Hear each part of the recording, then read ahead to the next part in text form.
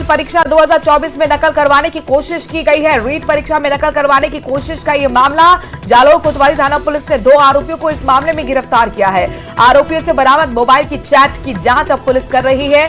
आपको बता दें कि 4 मोबाइल फोन और 1 लाख रुपए कैश भी जब्त किया गया है। गिरफ्तार आरोपियों से पूछताछ की जा रही है। जालौर पुलिस अधीक्षक के निर्देश में ये बड़ी कार्रवाई हुई। रीट परीक्षा 2024 को लेकर व्यवस्थाएं चाक चौबंद की गई थी। तमाम अभ्यर्थियों पर नजर बनाए रखी गई थी ताकि किसी तरह की नकल ना हो। नकल विहीन परीक्षा के लिए इस बार कई नवाचार भी हुए और खबर ये मिल रही है नकल करवाने की कोशिश की गई है इस परीक्षा में। और जालौर कोतवाली थाना पुलिस ने इस मामले में 2 आरोपियों की गिरफ्तारी की है। इनके पास से मोबाइल की चैट बरामद हुई, जिसकी जांच कर रही है पुलिस और ये समझने की कोशिश कर रही है कि कितने लोग इसमें और इन्वॉल्व हो सकते हैं। फिलहाल 4 मोबाइल फोन अब तक जब्त किए गए हैं। 1 लाख रुपए का कैश भी जब्त किया गया है। गिरफ्तार आरोपी से पूछताछ की जा रही है और जो मोबाइल में चैट बरामद की गई है उसको लेकर भी जांच पड़ताल जारी है। रेवा शंकर हमारे संवाददाता इस खबर पर ज्यादा जानकारी के साथ जुड़ गए हैं। रेवा शंकर, इस बार पूरी तरह से पुलिस अलर्ट मोड पर थी। ये जो 2 आरोपी पकड़े गए, अब तक क्या कुछ और जानकारी, किस तरीके से नकल की कोशिश थी?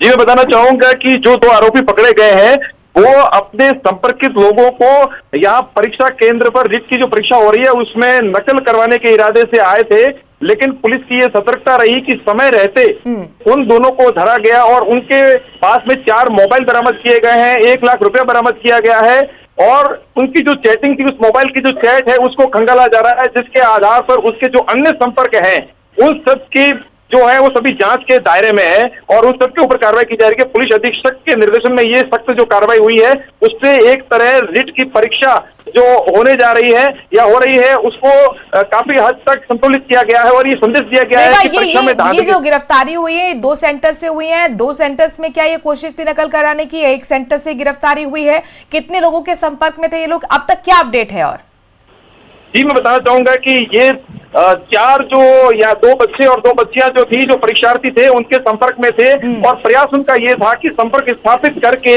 फिर उनको कहीं किसी प्रकार से नकल कराने की योजना थी, लेकिन समय रहते पुलिस के द्वारा कार्रवाई हो जाने से ये इस प्रकार का जो काम नहीं कर पाए। जी, आप ये बता रहे कि 4 लोगों के संपर्क में थे, क्या उनसे भी पूछताछ हुई है? हालांकि आप बता रहे कि कनेक्शन नहीं हो पाया तो जाहिर तौर पर वो कहीं ना कहीं उस कानून के दायरे में तो नहीं आएंगे। रेवा शंकर जी, मैं बताना चाहूंगा कि उन सभी 4 लोग जो थे वो पुलिस के पूरे निगरानी में हैं। अच्छा। और उन सभी की निगरानी के तौर पे उनको परीक्षा की जो सूचिता को बनाए रखा गया है, क्योंकि वो चारों जो थे वो आइडेंटिफाई हो चुके थे, वो जिनके संपर्क में थे और उनकी जो मोबाइल चैट है उसके आधार पे भी ये सारी चीजें सामने आ रही हैं।